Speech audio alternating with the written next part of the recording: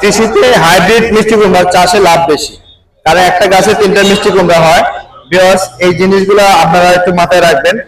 এটা বিক্রমপুর, শ্রীনগর, আড়িয়াল কাবিলে এই মিষ্টি কুমড়াগুলো হয়। একটা গাছে যদি 3টা মিষ্টি কুমড়া হয়, একটা মিষ্টি কুমড়া যদি 20-25 কেজি ওজন হয়, তাহলে 70-75 কেজি। হ্যাঁ, এখানে আর 12 টাকা 14 টাকা কেজি হিসেবে বিক্রি করতেছে, আর অনেক লাভ। আর যদি আপনারা এই যে ছোট যে মিষ্টি কুমড়াগুলো হয় বিভিন্ন এলাকা ভিত্তিক সারা বাংলাদেশে, এটাতেও 3 মিষ্টি কুমড়াই হয়, কিন্তু ওইগুলো আপনার 12 টাকা কেজি হলে একটা মিষ্টি কুমড়া 4 কেজি হলে 3টা 12 কেজি, 12 কেজি 12 40, 140 টাকা। আর এখানে আপনি পাইবেন প্রায় 70 কেজি ইন্টু 12 টাকা, অনেক টাকা। তো এইভাবে ভিউয়ার্স আপনারা যদি মিষ্টি কুমড়া চাষ করে লাভবান হতে পারেন।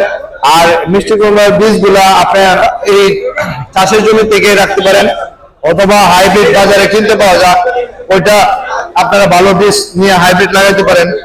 এইভাবে যদি আপনারা করেন তাহলে মিষ্টি কুমড়া চাষ ভালো হবে। আর এটার যে আমি কৃষকের সাথে কথা বললাম, এই সেই কৃষক, সে বললো যে এটা কচুরিপানা পচায়া তারা একটা ব্যাগ তৈরি করে 20 ফিট লম্বা।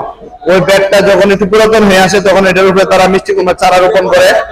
এরপরে তারা এই চারাটা দ্রুত বলবান হয়, শক্তিশালী হয়, শক্তিশালী মার ঘর থেকে শক্তিশালী সন্তান তৈরি হয়। হ্যাঁ, অর্থাৎ ওই মাটিটা অনেক উর্বর থাকে। এখন এটা বিক্রমপুর চলন বিল ছাড়া হয় না।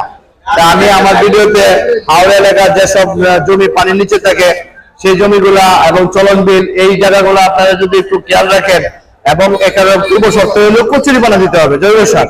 এই দুটা মিক্স করে যখন আমরা মিষ্টি কুমড়া হাইব্রিড চাষ করবেন তখন কৃষকের লাভ বেশি। তো ভিউয়ার্স, এইভাবে আপনারা চাষ করবেন তাহলে বেশি লাভবান হবেন।